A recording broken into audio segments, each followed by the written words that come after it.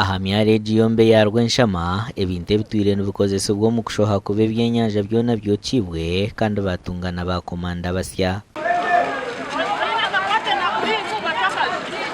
Major Frank Kanzoro ry'omuhwezi wa komanda wa Fish Protection Unit yahanangiriza abashoho okukwatanisa n'abasurukare abatirwaho mukuru w'ihango kurinda enyanja. Mushake muhe support mukore na David mu rwansi kintu cy'abakongo kwinvadinga mizi ga Uganda bakagashisha bakakora irigo fishing bakatahamuna kokota 10. Major Kanzara nayo njeragira ngo abashoho ibine kucumanya ngo hacare habo bona barukwejumbero mu kushoha ebyenyanja ombehenda beragiro. Ejubembi ekiruho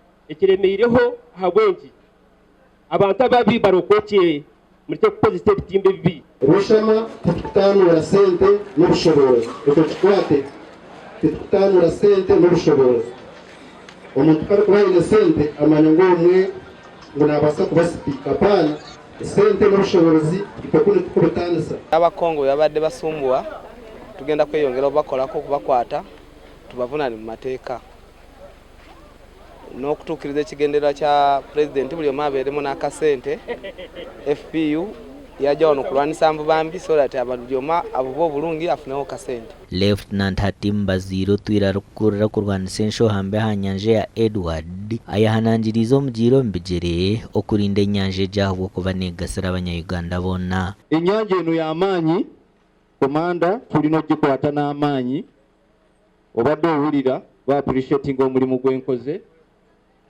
wenva wano n'oleka abakongo ne bajja mugana amazzi ogenda kunoonyako ennyanja yadde akenkana olugalo togenda kafuna. Request your honorable office of under DC Kayanja being strategic, as you know, security wise, economic wise,